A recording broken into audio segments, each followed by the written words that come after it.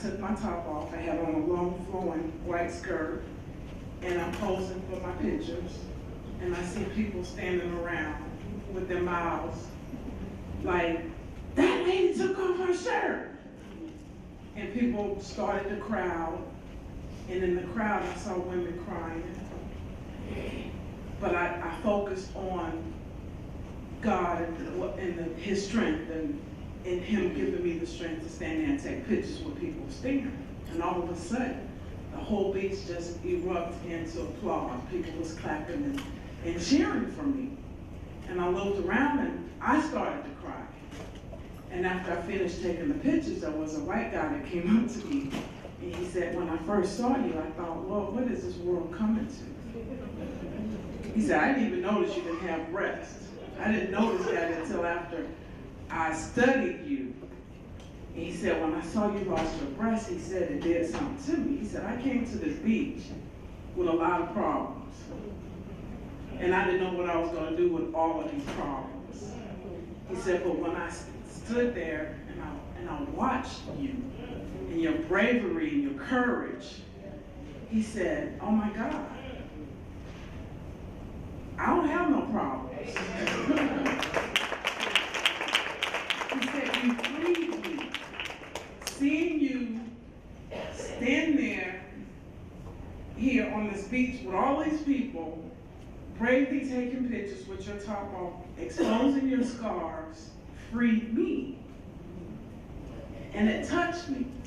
And then some other ladies came up to me crying and they said, oh my God, thank you, thank you, thank you.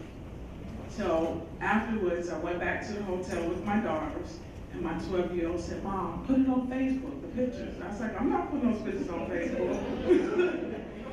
And she said, but Mom, do you know how many lives? Do you know how many lives you would save with my 12-year-old? You know how many lives you would save with these pictures? And immediately my mind went back to the day that my doctors told me I couldn't have a double mastectomy. And I needed so badly to see what it looked like. So when she said that, I said, you know what, Alexis, you're right. So we posted the pictures, and the pictures went viral in 15 minutes. And I had so many people writing to me, and the one person that stood out to me was a gentleman. He wrote in to me. He said, Ms. Paulette, thank you for sharing those pictures. He said, my wife had a double mastectomy 7 years ago, and she's never been the same. I lost her when they took her breast. I've never seen her without her top on, and she's been depressed for 7 years. He said she was in the family room and she screamed.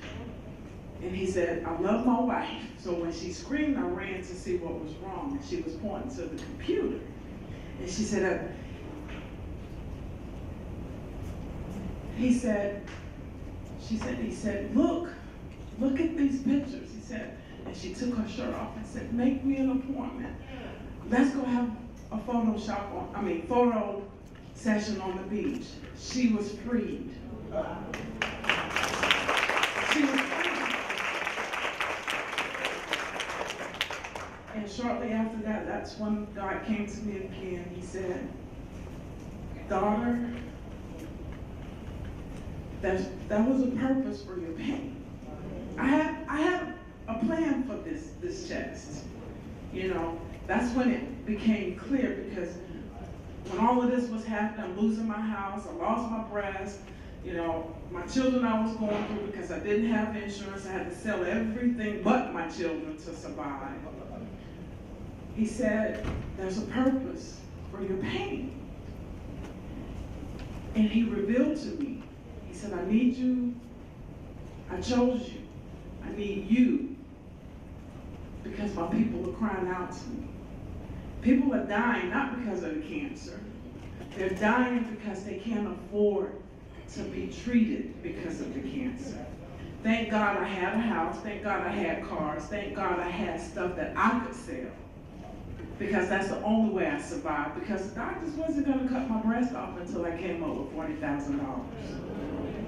You know, they're not going to do it for free. They have to treat you if you are sick with a heart attack or you're bleeding to death. They have to treat you. But did you know they don't have to treat us for a chronic illness? unless we're paying them. We either have to have insurance or we have to have the money. So I had to come up with the money. And God is saying, my children are crying out to me and I need your help. And I said, me? He said, yes. And that's when he gave me that vision to bear my scars and walk 1,000 miles across the country to Congress with a bill that I wrote. It's called a cancer relief bill. And in the bill, it states what I'm asking them for. And that's no American left out.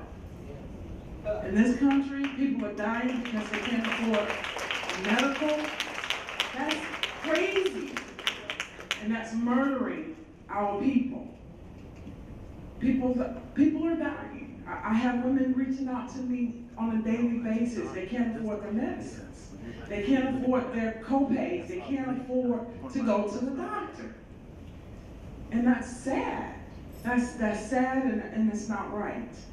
So Congress on the Hill, they're sitting on the Hill and they don't know that.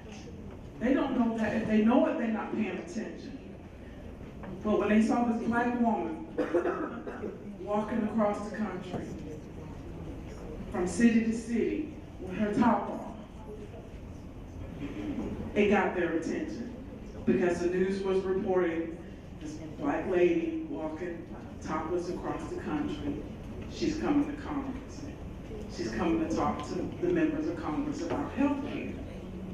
And not only that, I walked because so many women were committing suicide because they lost their breast.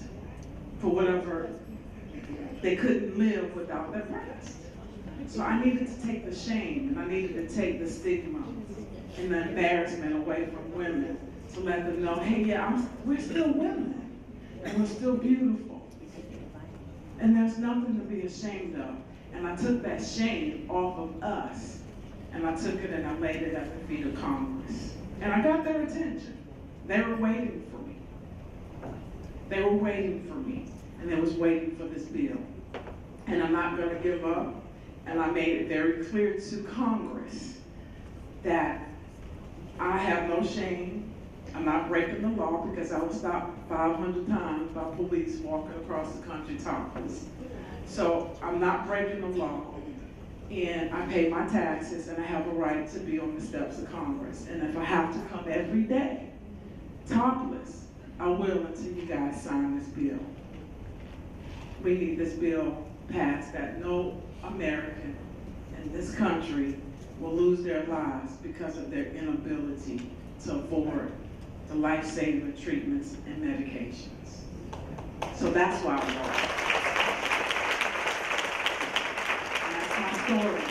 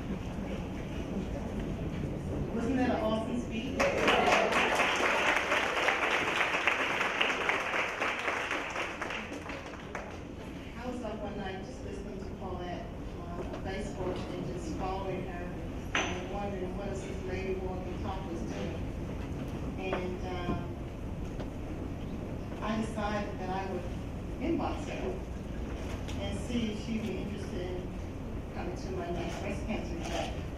I really didn't think she was going to answer. And I said,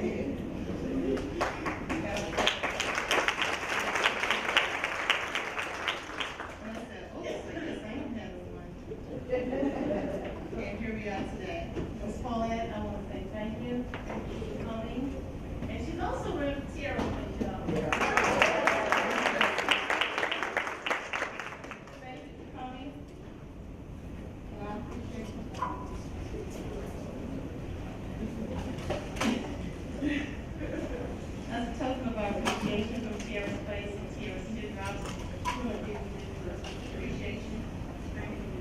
And this is why you couldn't read my phone.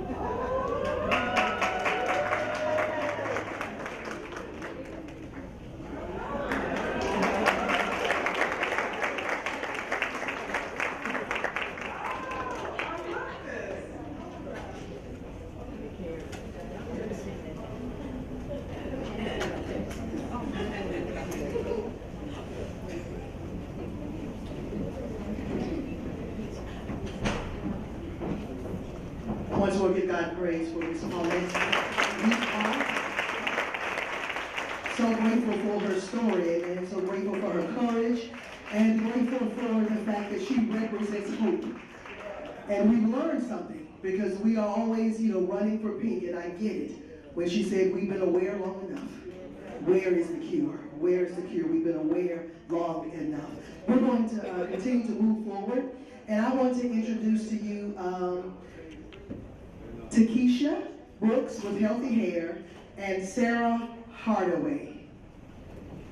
If they will come forward.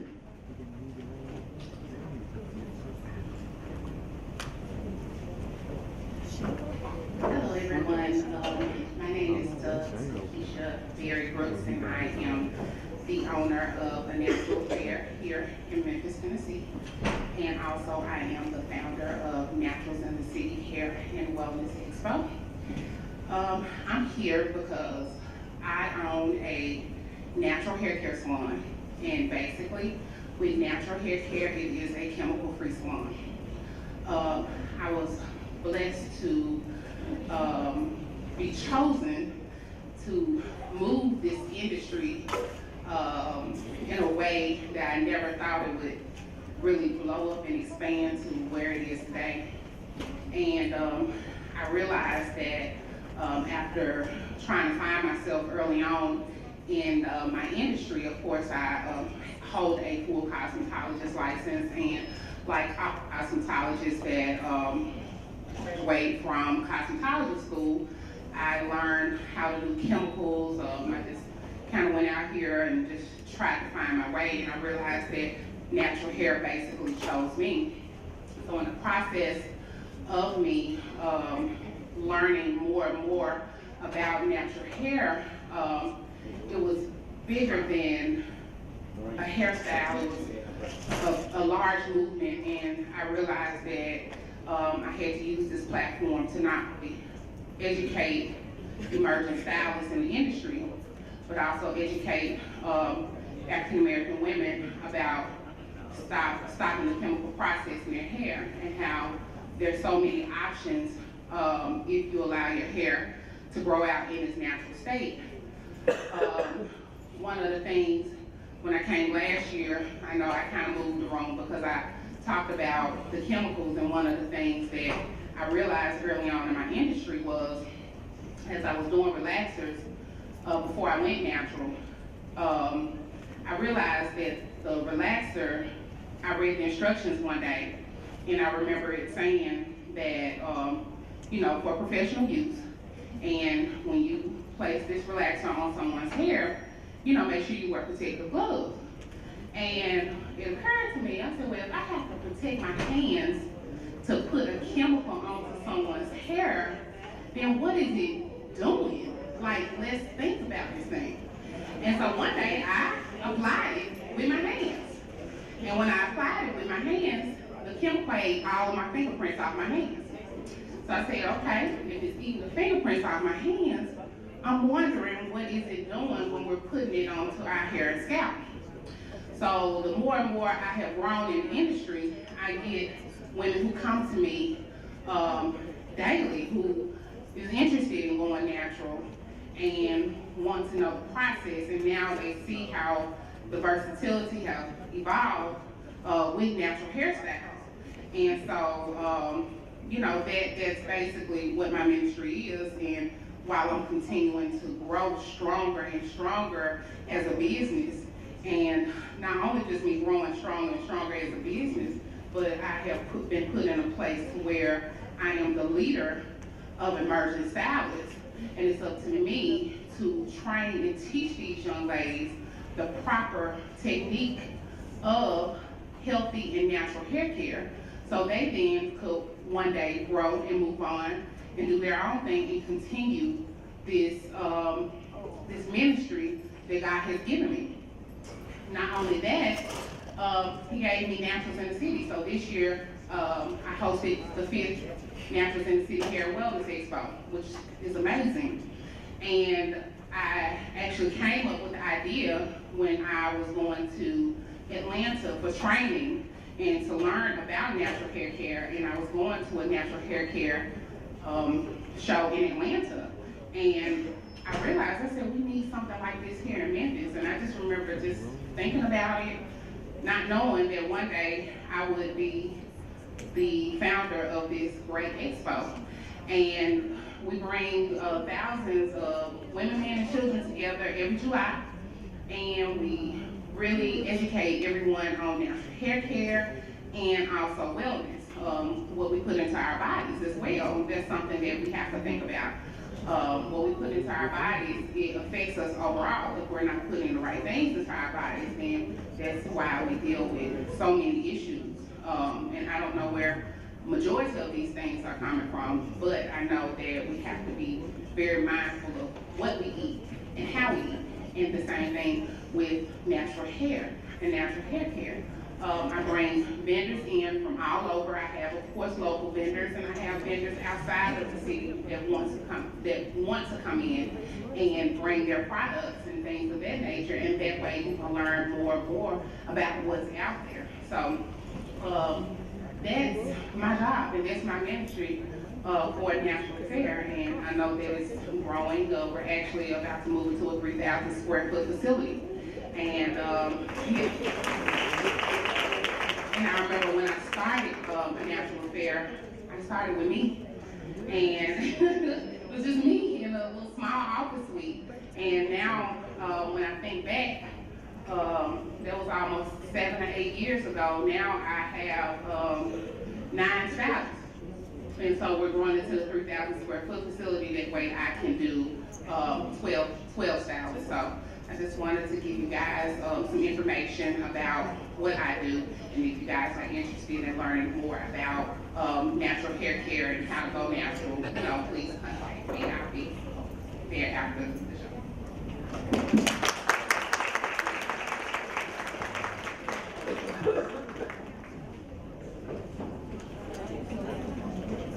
I want to do 2 things before I start. I want to thank every man that's in this audience right now. You're not in the stars because it's going to happen to us, to women, it happens to all of us. I also want to thank the speaker of the day, Mrs. Leaphart, and I'm saying Leaphart because it seems like God is saying Leaphart. Leap. Use your heart and leap. Thank you for allowing me to be here today. My name is Sarah Hardaway. I'm a registered nurse at Methodist University Hospital. My task today is to demonstrate a self-breast exam. Self-breast exams should be done once a month. Preferably for women who are menstruating, you should do it 7 to 10 days after your cycle so that your breasts are less lumpy and less bumpy. Also, if you're past menopausal or you're postmenopausal, pick a day. Do that same day every month. Pick a buddy, sister, mother, or friend, so that you guys can be accountable to each other. Self-breast exams are not to be done over your mammogram, over your other diagnostic tests, but it's something we can do for ourselves. We can do this every month.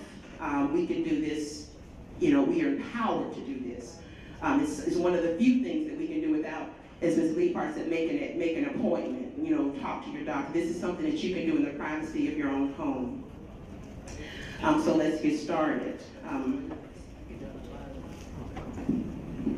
I do have a model here.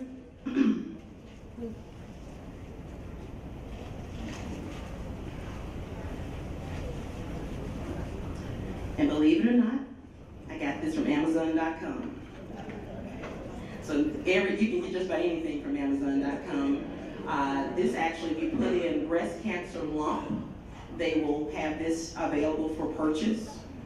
This is actually a dark tone breast. So I thought that was awesome.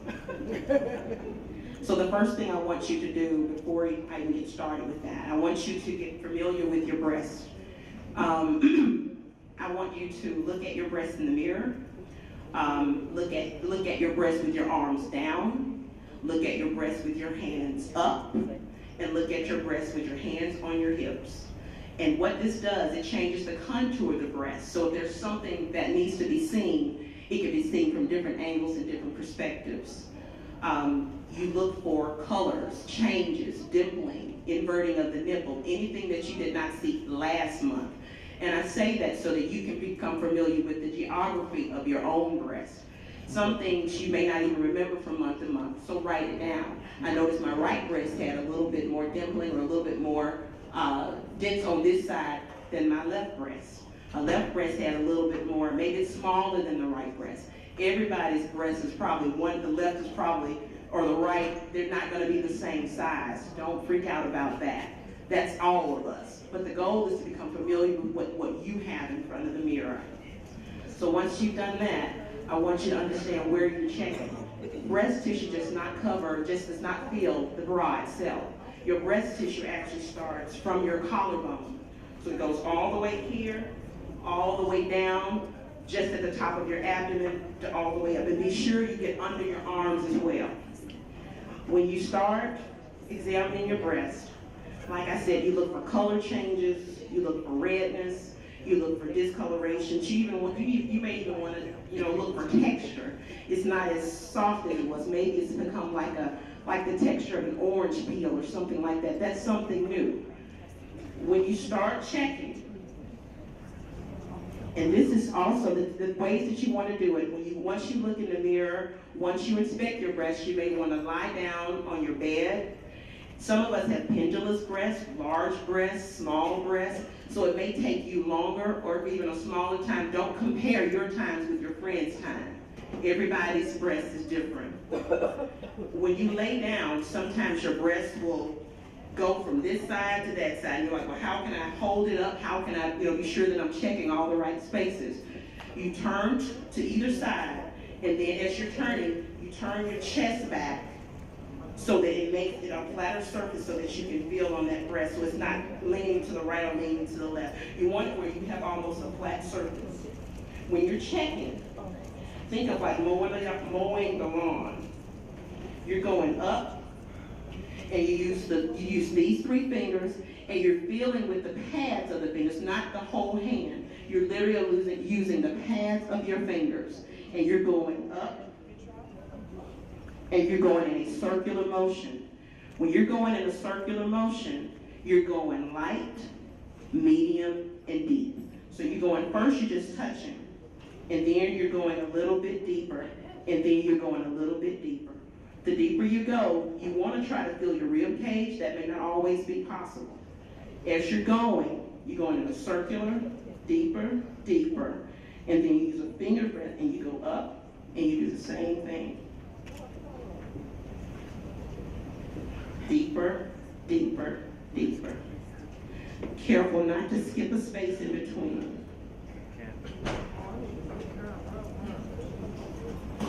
And once you get to the top, go all the way to the top, to your collarbone.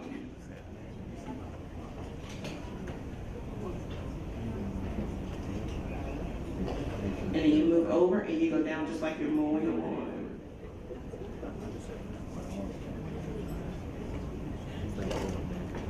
Some research suggests that you do this while you're in the shower. The thing about doing it in the shower is great, but you're standing in a vertical position. You may not be sensitive to all the lumps and bumps that are on your breast. I suggest you make an appointment. You make an appointment with yourself, just like Mrs. Leaphart said, put yourself first. This is something that you can do. It's private, it's personal, but nobody can interrupt you. There are no phone calls, there are no interruptions. This is something between you, yourself, and God. If you so happen to find a lump, lumps can be, you won't feel anything unless it gets to about a pea size. Sometimes it's smaller, you may be blessed to feel something that's smaller, but the research suggests that once it becomes like a pea size, then you can palpate and feel it. The goal is not to panic. 8 out of 10 lumps are not even cancerous, but it's very important that you get to your doctor, you get to your healthcare professional, and inquire. But the goal is to be committed, and devoted and intentional about doing self-breast exams every month. You should have a clinical breast exam from your doctor doing your annual exam every year. But it's up to us to be empowered, to be encouraged to do it every month. Are there any questions or anything?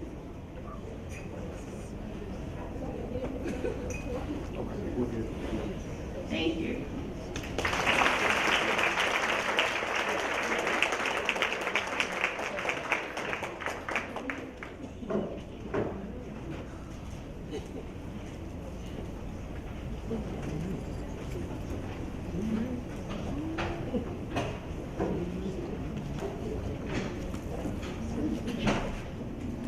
Good afternoon.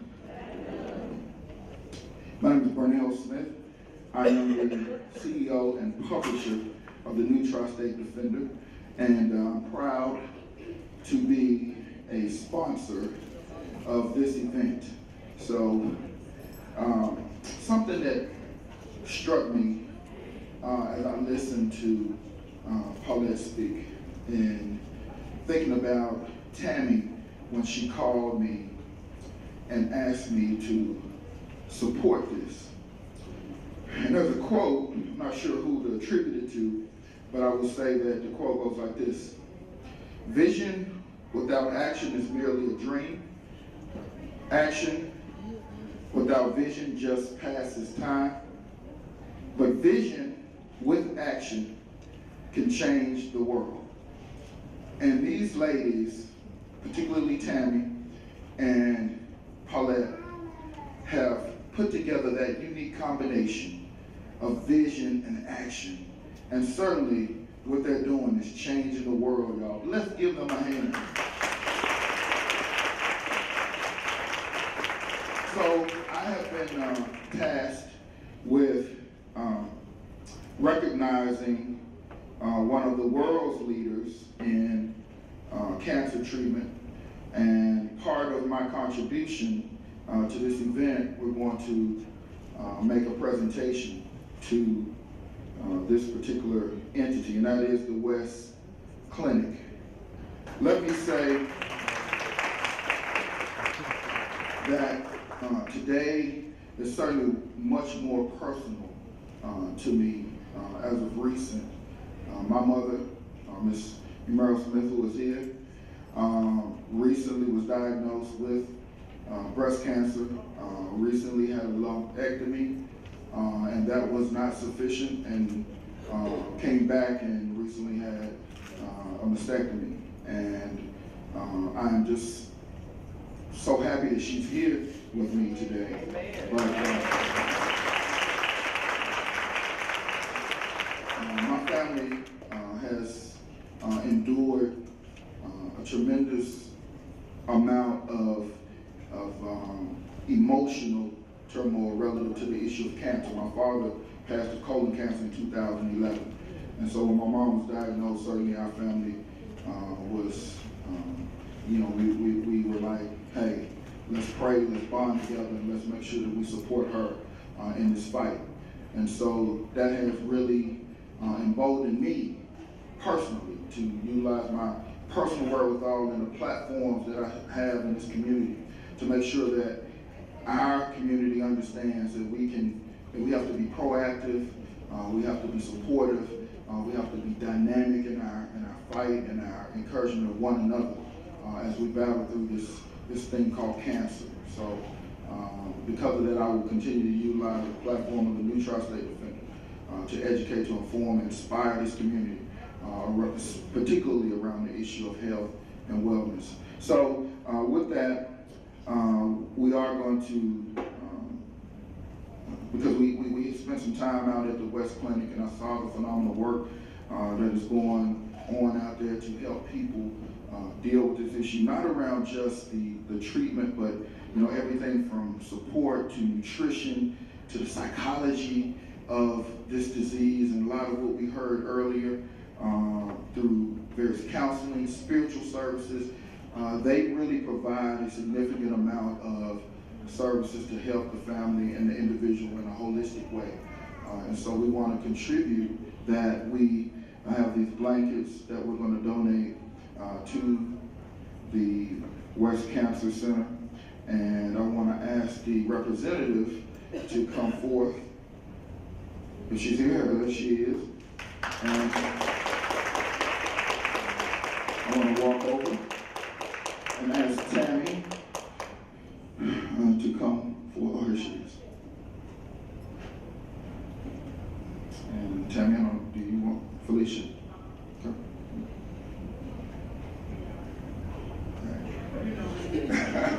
Right, to get the photo correct, and I'm going to put this microphone down and just say thank you.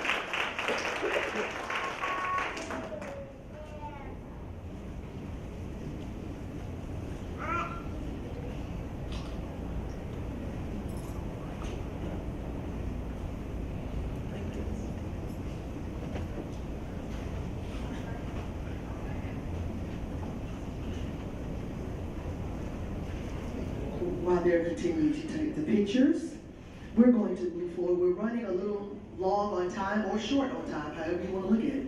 But we're going to, we have journey speakers, and instead of us having them to tell us about their entire journey, what we're going to do is we want them to answer one question. And I have, I think, 4 of them.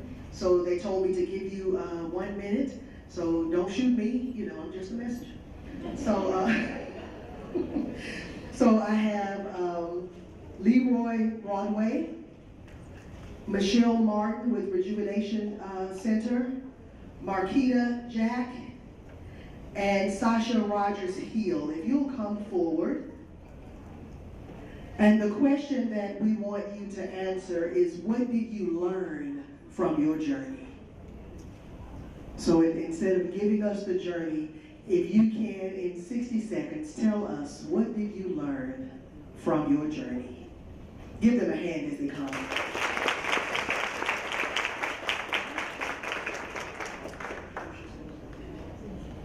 Amen. Give yourselves a big round of applause. My name is Leroy Broadway. She asked me to introduce myself. I don't need 60 seconds, I need 30. What I've learned that God is good, God is great, most of all, God is able. And thank God for the journey, because the journey is what makes you where you are today.